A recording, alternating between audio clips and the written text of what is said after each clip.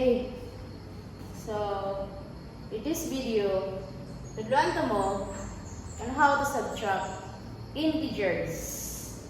Okay, using the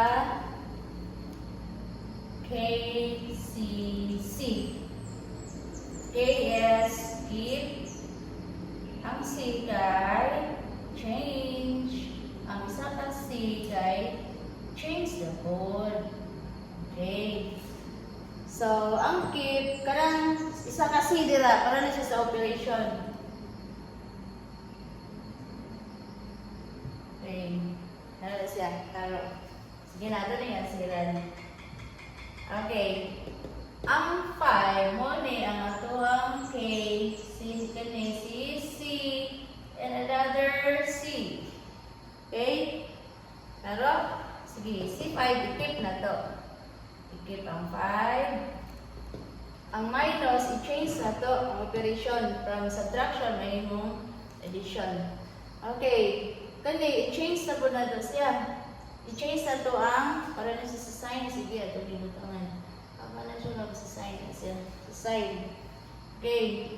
So, from negative, mahimo siyang positive. Okay.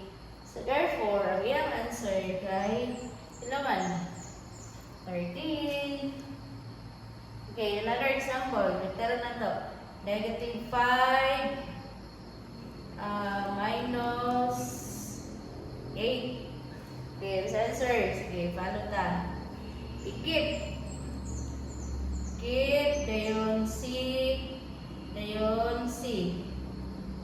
Okay, keep. Negative 5. From minus, may mong plus.